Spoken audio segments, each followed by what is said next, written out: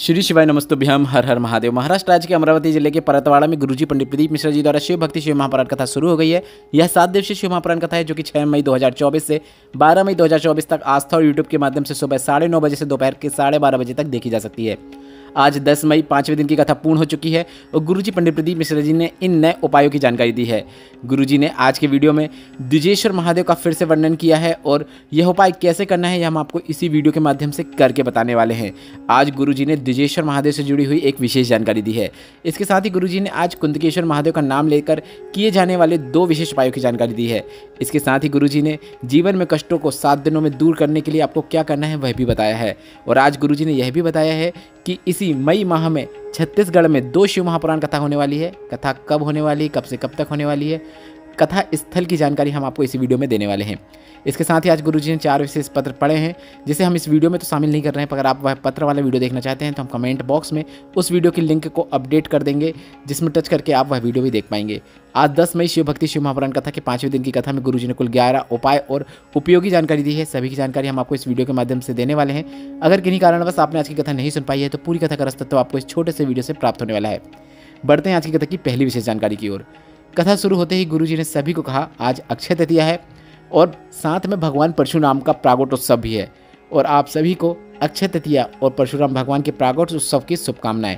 बढ़ते हैं आज की कथा की दूसरी विशेष जानकारी की ओर। गुरुजी ने बताया शंकर भगवान ने स्वयं कहा है जिसके हृदय में ना छल होता है, ना कपट होता है, ना ही बेईमानी होती है, ना ही प्रपंच होता है और जिसका हृदय मेरी तरह भोला होता है तो उसके हृदय में मेरा निवास होता है, यह निश्चितता है। बढ़ते हैं आज की कथा की तीसरी विशेष जानकारी की ओर। गुरुजी ने कहा आज अक्षय तृतीया है मतलब अखंड दिन है और आज किया गया दान भी अखंड हो जाता है। भगवान का किया गया नाम जाप पूजन भी अखंड हो जाता है। आप कथा श्रवण कर रहे हैं तो उसका जो पुण्य है वह भी अखंड हो जाता है। आज अक्षय तृतीया है और जिसका मतलब ही होता है अक्षय प्रदान कर देना, मतलब आज के दिन किया गया पुण्य का कभी क्षय नहीं हो सकता। बढ़ते हैं आज की कथा की चौथी विशेष जानकारी की ओर। गुरुजी ने कहा आज हम आपको एक और बधाई दे दें। केदारनाथ बाबा के आज पट खुल रहे हैं। उन सभी को बधाई जो लोग केदारनाथ जाने वाले हैं और वहाँ पे भोलेनाथ के दर्शन करना चाहते हैं। और हम प्रार्थना करना चाहेंगे कि बाबा अपने पास सभी को बुलाए और सभी को बाबा के दर्शन का लाभ प्राप्त हो सके। बढ़ते हैं आज की कथा की 5वीं विशेष जानकारी की ओर। गुरुजी ने कहा शिव महापुराण के लिंग पुराण में लिखा हुआ है अगर कोई भोलेनाथ के मंदिर में जल चढ़ाने जा रहा है और उस जल चढ़ाने जाने वाले का दर्शन जो जल चढ़ाने नहीं भी जा रहा है वह कर लेता है तो उसके दर्शन मात्र से उसकी जो भी कामना है वह भोलेनाथ वह कामना को पूरा कर देते हैं।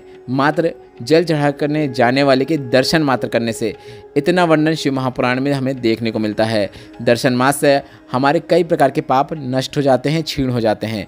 बढ़ते हैं आज की कथा की 6वीं विशेष जानकारी की ओर। गुरुजी ने कहा अगर कोई गलत तरीके से शिव पूजा कर रहा है, मंदिर में आपने देखा कि यह सही तरीके से पूजन नहीं कर रहा है, गलत तरीके से जल अर्पित कर रहा है या फिर गलत लोटे का उपयोग कर रहा है तो आपको भोलेनाथ के सामने कुछ भी बोलने की आवश्यकता नहीं है, उसे टोकने की आवश्यकता आपको बिल्कुल नहीं है क्योंकि उसकी शिव के प्रति भक्ति तो अटूट है, तभी तो वह मंदिर में आके पूजन कर रहा है। वह भी देख देख कर समझ जाएगा, सीख जाएगा। बढ़ते हैं आज की कथा की 7वीं विशेष जानकारी की ओर। गुरुजी ने कहा कल हमने आपको द्विजेश्वर महादेव जल कैसे अर्पित किया जाता है वह जल चढ़ाने का तरीका बताया था। अब आज हम आपको वह उपाय जो कि कल गुरुजी ने बताया था आज भी गुरुजी ने बताया है और आज भी गुरुजी ने फिर से उपाय सभी को समझाया है तो हम आपको वीडियो के माध्यम से भी यह उपाय करके बताने वाले हैं। आप वीडियो के माध्यम से देखकर समझ पाएंगे कि यह उपाय आपको किस प्रकार से करना है। यह उपाय नहीं, यह एक तरीका है जिससे भोलेनाथ हमारे कष्टों को दूर कर देते हैं।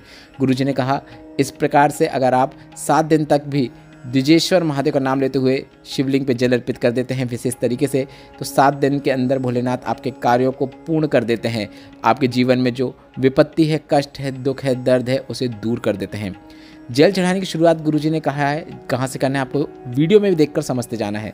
जल चढ़ाने की शुरुआत जहाँ से जल नीचे गिरता है उस स्थान से करना है। शिवलिंग के जल जहाँ से नीचे गिरता है उस स्थान से आपको जल चढ़ाना शुरू करना है। धीरे धीरे आप जल चढ़ाते हुए उसे शिवलिंग का जो कटीय भाग है वहाँ से ले जाते हुए शिवलिंग के चारों ओर घुमाते हुए उसी स्थान तक जहाँ से आपने जल चढ़ाने की शुरुआत की थी वहीं तक आपको जल वापस चढ़ाते हुए लाना है। गुरुजी ने भी ऐसा ही आज अपने हाथ की उंगलियों का उपयोग करते हुए भी बताया है जो हम आपको वीडियो के माध्यम से करके बता रहे हैं। इसके बाद गुरुजी ने कहा है आप जब पूरा जल वहीं पर लाएंगे जहाँ से आपने चढ़ाना शुरू किया है, इसके बाद आपको इसी स्थान से जल अर्पित करते हुए जहाँ पर भी आप बैठे हैं वहीं से शिवलिंग के ऊपर जल चढ़ा देना है, अर्पित कर देना है पूरा जल। पर आपको शुरुआत भी दूसरी बार जब आप वहाँ से शिवलिंग के ऊपर लाएंगे तो वहीं स्थान से करना है जहाँ से जल शिवलिंग के नीचे गिरता है। आप वीडियो के माध्यम से देखकर समझ गए होंगे कि आपको यह उपाय किस प्रकार से करना है। और जल अर्पित करते समय आप द्विजेश्वर महादेव, द्विजेश्वर महादेव, द्विजेश्वर महादेव ऐसे अपने मन में स्मरण करते रहना है। गुरुजी ने कहा इस प्रकार से आपको 7 दिनों तक लगातार जल अर्पित करना है। 7 दिनों के अंदर ही भोलेनाथ आपके जीवन से दुख, तकलीफ और कष्ट को दूर कर देते हैं और आपके जो कार्य पूर्ण नहीं हो रहे हैं वह पूर्ण होना भी शुरू हो जाते हैं। अब ये उपाय हमने कल भी आपको बताया था कि कैसे करना है। कल भी हमने सही तरीका बताया था जो कि गुरुजी ने बताया था, पर कुछ भाइयों ने कमेंट किया था कि आप गलत तरीका बता रहे हैं, आप फिर से एक बार वीडियो सुन लीजिए। तो हमने वह वीडियो भी देखा, उसमें भी गुरुजी ने ऐसा ही बताया था और आज गुरुजी ने वापस इसी प्रकार से जल अर्पित करना बताया है, जो आपने वीडियो में भी देखकर समझ लिया होगा। आशा करते हैं यह उपाय आपको वीडियो के माध्यम से देखकर समझने में आसानी हुई होगी। पर अभी भी इस उपाय से संबंधित अगर आपके मन में कोई प्रश्न है तो वे प्रश्न आप कमेंट बॉक्स के जरिए पूछ सकते हैं। अब यह उपाय गुरुजी ने यह नहीं बताया कब करना है, तो यह जल चढ़ाने से संबंधित उपाय है जिसे आप कभी भी किसी भी दिन कर सकते हैं। बढ़ते हैं आज की कथा की 8वीं विशेष जानकारी की ओर। गुरुजी ने कहा शिव महापुराण की कथा कहती है किसी देवी के मंदिर में चूनर चढ़ाने से ज़्यादा, किसी देवी के मंदिर में प्रसाद चढ़ाने से ज़्यादा, किसी देवी के मंदिर में अगरबत्ती लगाने से ज़्यादा, किसी देवी के मंदिर में दीपक लगाने से ज़्यादा पुण्य हमें मिलता है अगर हम किसी नारी को गलत दृष्टि से नहीं देख रहे हैं। बढ़ते हैं आज की कथा की 9वीं विशेष जानकारी की ओर। गुरुजी ने कहा घर की बहू हो या बेटी हो या बुजुर्ग महिला हो, अगर वह सुबह उठकर 1 लोटा जल तुलसी के क्यारे में अर्पित करती है तो उससे ब्यूटी पार्लर जाने की जरूरत नहीं पड़ेगी, अंतिम समय तक वह सुंदर बनी रहेगी। फिर गुरुजी ने सभी से निवेदन किया कि हम निवेदन करना चाहते हैं कि क्रीम की चमक 4 दिन तक रहती है पर अच्छे कर्मों की चमक अंतिम समय तक रहती है। बढ़ते हैं आज की कथा की 10वीं विशेष जानकारी की ओर। गुरुजी ने कहा हमने पहले भी आपको कहा है डॉक्टर के पास जाए, तो डॉक्टर के पास जाकर जो दवाई लाए हैं अगर वह दवाई आपके शरीर में कार्य नहीं कर रही है तो डॉक्टर की वह दवाई को खाते समय आपको खाने से पहले कुंदकेश्वर महादेव का नाम लेना है, उसके बाद आपको उस दवाई को खा लेना है। इसके साथ ही गुरुजी ने कहा अगर आप कोई बड़ी जांच कराने जा रहे हैं तो जांच कराने से पहले आपको भोलेनाथ के मंदिर पर जाकर शिवलिंग पर चढ़ी हुई बेलपत्र को खा लेना है, प्राप्त कर लेना है औषधि रूप में, और खाने के बाद आपको अपनी जांच करने के लिए चले जाना है। आगे सब बाबा संभाल लेंगे। बढ़ते हैं आज की कथा की 11वीं और अंतिम विशेष जानकारी की ओर। गुरुजी पंडित प्रदीप मिश्रा जी ने बताया कि छत्तीसगढ़ राज्य में 2 शिव महापुराण कथा इसी मई माह में होने वाली है। पहली शिव महापुराण कथा जो है वह गौरी शंकर शिव महापुराण कथा है।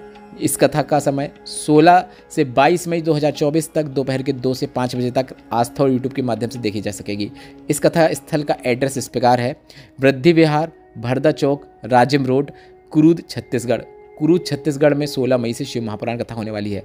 दूसरी शिव महापुराण कथा जो कि छत्तीसगढ़ में होने वाली है वह 27 मई से अमलेश्वर, रायपुर में होने वाली है। इस कथा का नाम और अगर कथा स्थल की जानकारी जैसे ही हमें प्राप्त होती है वह हम आप तक पहुंचा देंगे। वीडियो में बताई गई जानकारी से संबंधित अगर अभी भी आपके मन में कोई प्रश्न है तो वे प्रश्न आप कमेंट बॉक्स के जरिए पूछ सकते हैं। मेरे द्वारा दी गई जानकारी अगर आपको थोड़ी सी भी उपयोगी लगी हो तो इस वीडियो को लाइक करके कमेंट बॉक्स में हर हर महादेव जरूर टाइप कीजिएगा। श्री शिवाय नमस्तुभ्यम। हर हर महादेव।